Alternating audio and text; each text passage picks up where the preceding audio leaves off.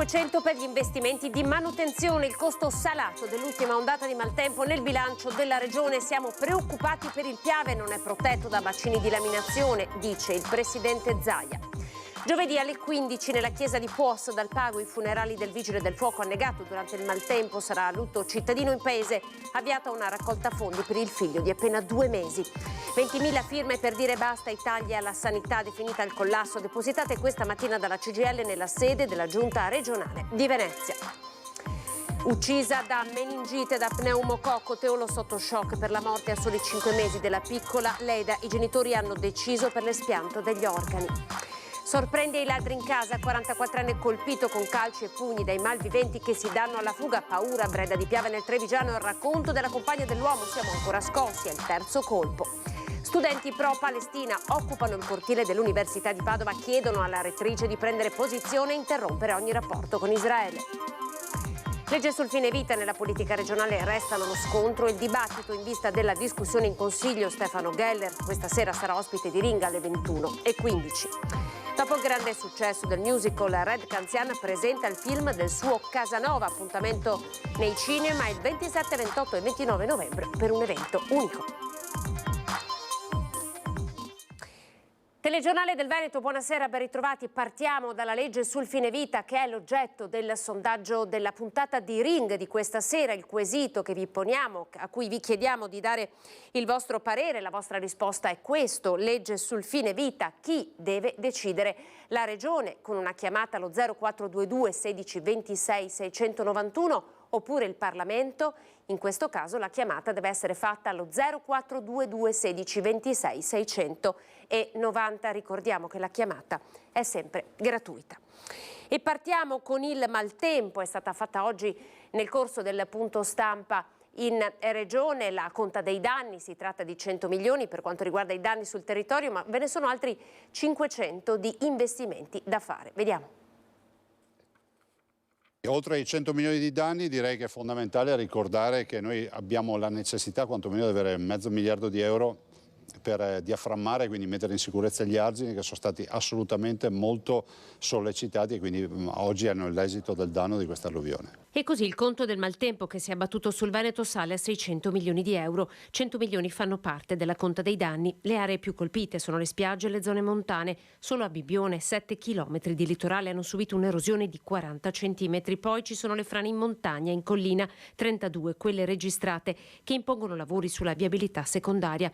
È la cifra degli investimenti a far schizzare i conti in alto con la messa in sicurezza necessaria delle anse dei fiumi. I lavori riusciamo a farli velocemente, il problema vero è un altro, il problema è che ci vogliono le risorse. Ne ho parlato con il ministro Salvini, ma ne ho parlato in senso generale, visto e considerato che il governo dovrà fare ovviamente un decreto e cominciare a stanziare fondi rispetto a quello che è accaduto.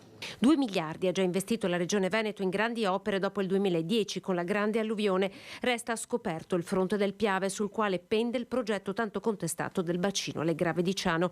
I ricordi della piena storica del 1966 sono vivi. Per la Regione è quello del Piave il prossimo fronte. Ci dobbiamo concentrare il più possibile sul Piave, perché quel bacino idrografico del Piave è un bacino importante, ce l'ha dimostrato anche durante questa ultima alluvione. In 24-48 ore il Piave si è totalmente riempito d'acqua. Bacini di laminazione, diaframmature degli argini col calcestruzzo perché vanno rafforzati. In queste ore intanto il centro funzionale decentrato della Protezione Civile regionale emette una nuova allerta arancione fino alle 14 di domani per il bacino Po e Basso Adige. Allerta gialla invece nei bacini Basso Brenta, Bacchiglione, Livenza e Tagliamento.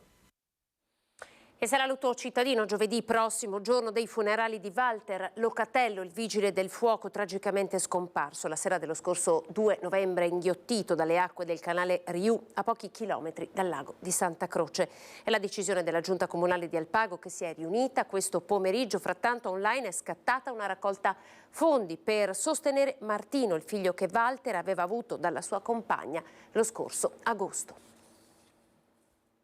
La piattaforma è quella di GoFundMe e la raccolta fondi è stata lanciata lunedì sera da Maurizio Torri, amico fraterno di Walter Locatello, il vigile del fuoco di 44 anni, annegato nel canale Riu in Alpago la sera del 2 novembre scorso nel clou dell'emergenza maltempo che ha investito la provincia di Belluno. Walter, si legge nella descrizione della sottoscrizione popolare, era diventato papà di Martino da soli 2 mesi dopo lunghi anni di intenso desiderio di paternità. E Martino è un bimbo bellissimo che regala a chiunque profondi sorrisi ed espressioni che ricordano tanto il suo papà. La scomparsa prematura di Walter Locatello, vigile del fuoco in prima linea in scenari d'emergenza come la tempesta Vaia, il terremoto dell'Aquila e l'alluvione in Emilia-Romagna, ha lasciato attonita un'intera comunità che oggi gli vuole essere riconoscente con una raccolta fondi attivata per dare un aiuto concreto al suo bambino, affinché possano essere lenite le preoccupazioni legate alla sua crescita e alla sua formazione e per sostenere Sibile, la giovane madre che ora affronta una situazione difficile non solo dal punto di vista emotivo ma anche economico. Nel giro di poche ore sono state numerose le donazioni che possono essere effettuate tramite bonifico bancario alle coordinate indicate nel sito di GoFundMe. Ogni centesimo raccolto, spiega l'amico fraterno, verrà devoluto interamente a Sibile perché possa continuare il progetto condiviso con Walter per la crescita del loro bambino. In queste ore è stata decisa la data dei funerali che saranno celebrati giovedì 9 alle 15 nella chiesa arcipretale di Puos. Per quel giorno, come disposto oggi pomeriggio dalla Giunta Comunale di Alpago, in tutto il comune sarà proclamato il lutto cittadino. Sono 20.000 le firme depositate per dire basta ai tagli della salute agli enti locali. Sono state depositate dalla funzione pubblica della CGIL nella sede regionale di Venezia. La carenza di personale è ormai cronica, in tutti i settori pubblici, comprese le funzioni centrali. Negli ospedali abbiamo bisogno di medici, di infermieri, di OSS, di personale sanitario nel suo insieme, di personale tecnico e di stessi amministrativi. Oggi quantificare il numero necessario è veramente difficile, noi diciamo almeno 5.000 persone nel comparto e 3.000 nell'ambito dei medici. Non c'è solo quello che viene definito il tracollo della sanità al centro della protesta della funzione pubblica della CGIL del Veneto, ma certo si tratta di uno dei settori più critici, di quelli dati più vicini al collasso. Il sindacato dice basta ai tagli alla salute e agli enti locali. Sono le 10:30 quando gli scatoloni che contengono 20.000 firme raccolte in Veneto lasciano Campo Santomè e imboccano le calli verso Palazzo Balbi, sede della giunta regionale, dove sono consegnate agli assessori Calzavara e Lanzarin. Ad aprile abbiamo iniziato una raccolta firme per chiedere un piano straordinario di reclutamento nelle pubbliche amministrazioni. Nell'arco di 10 anni abbiamo perso 6.000 lavoratori negli enti locali, abbiamo perso 3.500 lavoratori negli enti territoriali dello Stato, INPS, INAIL, ispettorati del lavoro. Le crisi economiche del 2008, del Covid e delle guerre attuali le stanno pagando i lavoratori e i cittadini, sostiene la CGIL, che chiede alla Regione Veneto di procedere subito con le assunzioni di chi sta in graduatoria in sanità e di farsi portavoce in sede di conferenza Stato-Regioni di un cambio della legge di stabilità 2024. Soprattutto i comuni più piccoli non riescono più a garantire i servizi alla cittadinanza, proviamo a pensare tutto il tema dell'assistenza sociale, tutto il tema anche dell'affiancamento alle persone più fragili. Tutto questo diventa sempre più difficile e sempre più complicato, quindi sbloccare le assunzioni è un tema importantissimo. Il 17 novembre sarà sciopero generale delle funzioni pubbliche di CGIL e UIL. Il 24 ci sarà lo sciopero di tutti i lavoratori, ma la mobilitazione non si fermerà finché non ci sarà una risposta dalla Regione e dal Governo. Siamo in piazza Ferretto a Mestre, paura oggi per il crollo di un cornicione dal terzo piano di un palazzo accanto all'ex cinema Excelsior e tra l'altro si tratta del secondo caso in pochi giorni. Vediamo le immagini. Paura in piazza Ferretta a Mestre quando poco dopo le 11:30 dal terzo piano di questo edificio è caduto un pezzo di cornicione. Fortunatamente a quell'ora non stava transitando, non stava passando nessuno.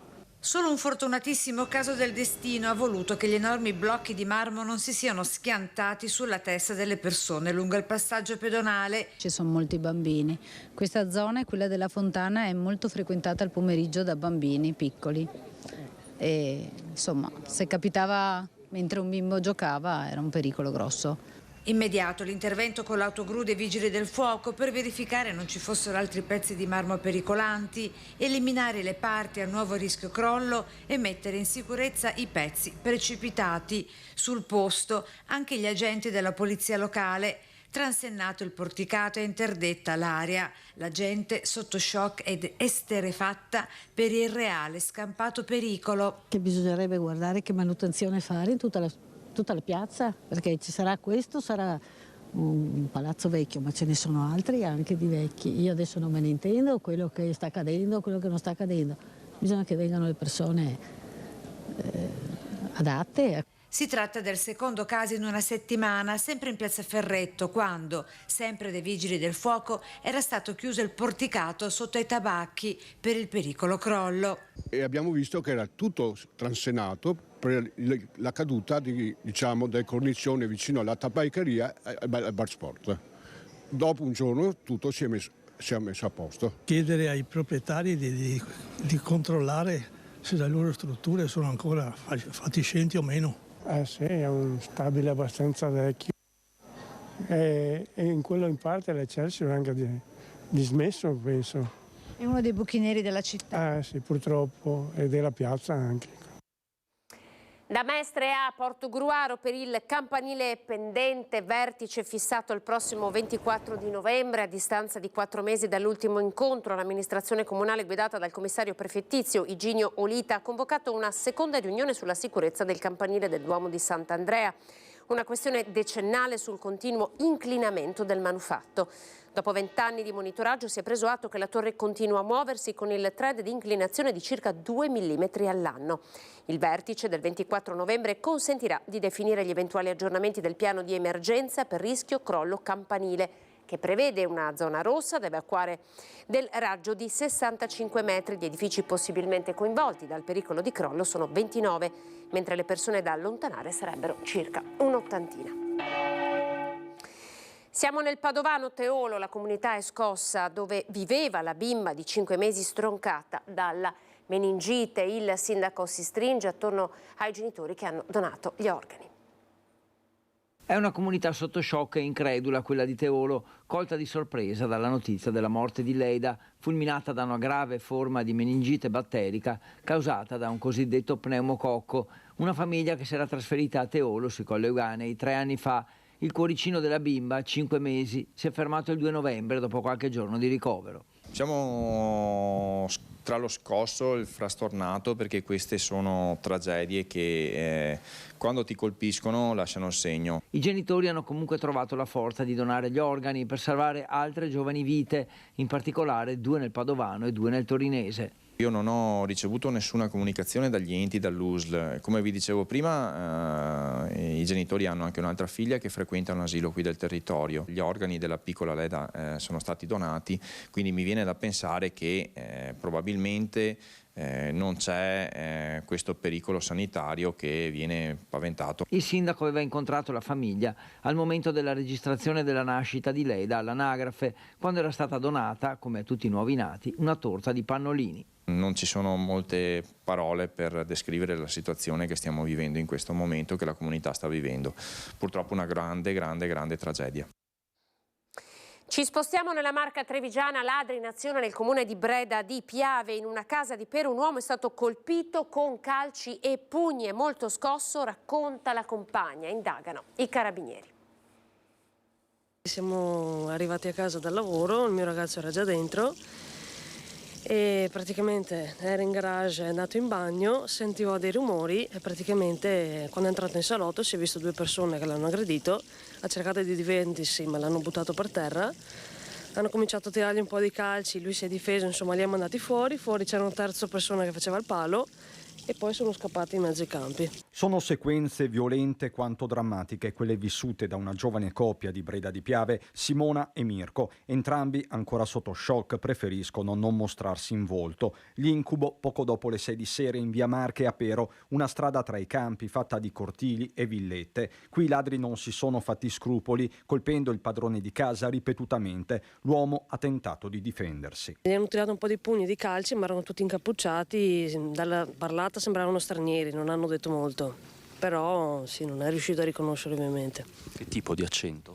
Sembravano africani, sì, comunque con la pelle scura, lui ha visto un po' di pelle, sembrava pelle scura. Sul posto arrivano i carabinieri, un alert specifico viene pubblicato anche sulla pagina social Furti in corso. Alla fine a sparire è una colanina che si trovava nella camera da letto messa a soqquadro. L'uomo ha riportato delle lesioni superficiali. Scosso, adesso comunque è pieno di botte e poteva andare peggio, per carità. Tanta paura sicuramente, perché non siamo tranquilli, infatti questa notte l'abbiamo passata in bianco.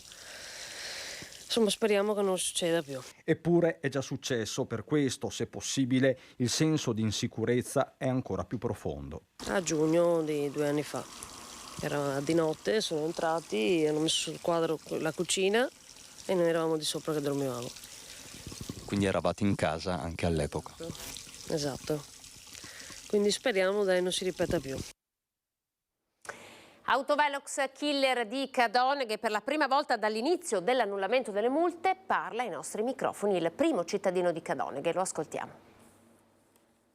Ci saranno novità, perché non vedo l'ora di poter dare delle novità che stiamo attendendo tutti, devo dire, da molto tempo. Il sindaco di Cadone che parla per la prima volta dopo l'annullamento delle prime 22 multe del Velox lungo la vecchia strada del Santo e annuncia importanti novità per i prossimi giorni. Per quanto mi riguarda la situazione è molto chiara, stanno lavorando i nostri legali e devo dire che la sintesi arriverà davvero a giorni.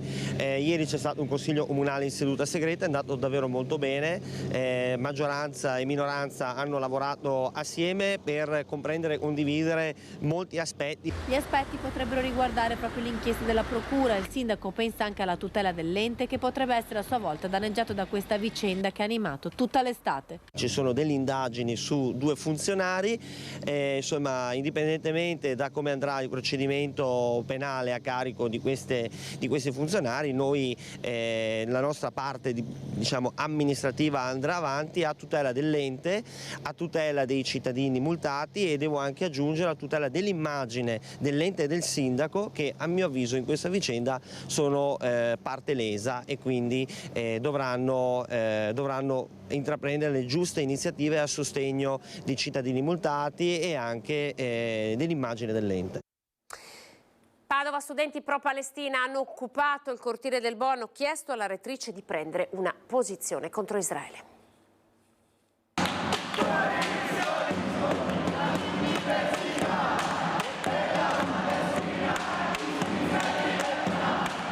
Prima al presidio, poi in corteo, circa 200 studenti universitari hanno occupato il cortile antico del Palazzo del Bo a Padova, storica sede dell'università, per manifestare il loro sostegno al popolo palestinese. Siamo qui per dire che gli studenti di UniPD, i lavoratori di UniPD e i professori vogliono una Palestina libera! Gli studenti si rivolgono alla rettrice Daniela Mappelli, impegnata per tutto il pomeriggio in una seduta del Senato accademico. Gli studenti chiedono che l'università non rimanga in silenzio e che interrompa ogni legame o convenzione con enti e istituzioni israeliane. Davanti ad un caso di oppressione così evidente come quello dello Stato israeliano sul popolo palestinese, davanti a una cosa del genere nessuno si espone. I manifestanti hanno chiesto di poter consegnare un documento e le centinaia di firme raccolte in questi giorni da studenti e personale dell'Università di Padova all'appello dell'Università palestinese di Berzeit, che chiede alla comunità accademica internazionale di condannare i violenti bombardamenti israeliani su Gaza. Nel frattempo anche i rappresentanti degli studenti in Senato accademico hanno presentato la loro proposta. Quello che chiediamo anche e quello che porteremo all'interno del Senato è che vi sia una reale e concreta apertura di quelli che possono essere soccorsi umanitari, come è già stato fatto con la guerra in Afghanistan o le precedenti guerre in Bielorussia e in Ucraina. Anche per il popolo palestinese c'è bisogno di un aiuto e l'Università di Padova, per la comunità accademica palestinese, può muoversi e può dare una reale risoluzione del problema. La politica con la corsa alle regionali si arricchisce di una nuova ipotesi, quella dell'imprenditore Matteo Zoppas come ideale candidato di Fratelli d'Italia per il dopo Zaia. Il diretto interessato replica: sono concentrato altrove, il mio è uno dei tanti nomi da bruciare. non è che l'inizio di un balletto di nomi che durerà fino alle candidature ufficiali. Stizzito o serafico, come la si voglia vedere, Matteo Zoppas risponde con una nota dal Giappone dove si trova in queste ore. Sul tavolo c'è l'ipotesi, o meglio la voce dietro le quinte, che vorrebbe l'imprenditore della San Benedetto, ex presidente di Confindustria Veneto e attuale guida dell'agenzia ministeriale sul commercio estero ICE, come candidato ideale per Fratelli d'Italia alle regionali per il dopo Zaia. Il mio nome, continua, non è neppure il primo dei tanti che verranno indicati da varie parti per proporre o bruciare una candidatura che, seppur del tutto improbabile, potrebbe risultare scomoda. Nonostante le frasi di rito, i motori della corsa a Palazzo Balbi sono già caldi, legati a doppio filo alle europee. Fratelli d'Italia lo dice ormai da tempo, siamo pronti per governare la regione, ma bisogna individuare il timoniere o forse la timoniera. Resta da capire se Elena Donazzan prenderà la via di Strasburgo, ma c'è anche il nome di peso dell'attuale ministro del Made in Italy, Adolfo Urso. Oppure la via extrapolitica, la via dell'imprenditore, come appunto Matteo Zoppas, che però sembra guardare altrove. Sono comunque grato a chi mi ha rivolto questa attenzione, continua il diretto interessato, e chiunque sia gli auguro successo in una regione che merita tanto rispetto. Ho però l'ambizione di portare a termine con impegno la riorganizzazione avviata in ICE e di consolidarne il risultato, un impegno tanto complesso quanto delicato. Ho infine il desiderio di affiancare la famiglia con un rinnovato bagaglio di esperienze. Come tutti sanno, il presente è certo, il futuro ha tante incognite, chiude Zoppas. Incognite che restano anche sullo scacchiere politico, verso Palazzo Balbi. In chiusura, dopo il grande successo del musical, The Red Canzian presenta il suo Casanova, appuntamento nei cinema 27, 28 e 29 novembre. Venezia, regina dei mari, signora del Settecento, è giunta al tramonto della sua storia millenaria. È un grande giorno per questa città, è ritornato fra noi. Casanova è stato definito il musical più di successo della stagione 22-23, abbiamo preso anche il premio Flaiano per questo come miglior musical e abbiamo toccato oltre 100.000 persone. Con la tournée, con lo spettacolo teatrale non siamo riusciti ad arrivare in tutta Italia perché l'Italia è lunga e stretta e fatta di tantissime città, per cui ci auguriamo di farlo poi nella ripartenza che mi auguro sia a ottobre del 24, però intanto il film darà la possibilità o attraverso il DVD o attraverso proprio la visione nelle sale cinematografiche avrà la possibilità di essere goduto. Vanzina, il regista, è venuto a vedere il musical a Roma e mi ha detto: hai fatto un'opera teatrale cinematografica, e questo mi ha fatto venire in mente l'idea di fare il film. Adesso, allora, sta uscendo il DVD, che è un doppio DVD, c'è il film dello spettacolo e c'è un DVD di backstage dove si racconta come nascono queste idee, come prendono forma i sogni.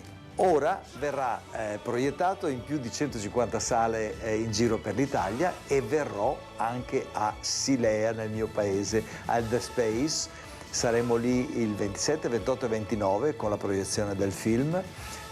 Alle 8 di sera del 27 andrò a presentarlo insieme a mia moglie e a tutti quelli che vorranno venire, dei miei amici. Verrà anche la sindaca di Silea, che ha seguito la nascita di questo progetto anche lei, e poi a Luci di Marcon lo presenterò alle 9 e insieme a me a Marcon ci sarà anche Matteo Strucul, che è l'autore del libro al quale io mi sono ispirato per fare il musical.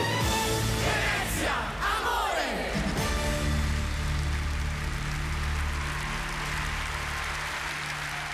Ci fermiamo, siamo alle previsioni del tempo, grazie per averci seguito. Dopo di noi TG Venezia, arrivederci.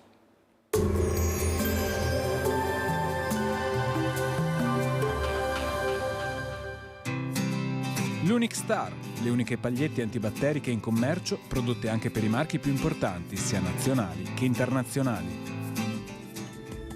Benvenuti al Meteo, previsioni per mercoledì 8 novembre. Sul Veneto cielo sereno o poco nuvoloso, di notte previste nebbie sparse sulla pianura e nelle zone prealpine. Non sono attese precipitazioni. Temperature in sensibile calo, minime comprese tra i 4 e i 9 gradi, massime intorno ai 12-15 gradi. Sul Friuli Venezia Giulia tempo stabile con prevalenza di cielo sereno, localmente poco nuvoloso. Nella notte e al mattino possibili locali nebbie sulla bassa pianura. Temperature minime comprese tra i 6 e gli 11 gradi, massime tra i 15 e i 17 gradi. Sul Trentino Alto Adige è previsto cielo sereno o poco nuvoloso, non sono attese precipitazioni. Temperature ancora in diminuzione. Minime comprese tra i -2 e i 2 gradi, massime dai 7 ai 13 gradi. Dal meteo di Antenna 3 è tutto, arrivederci.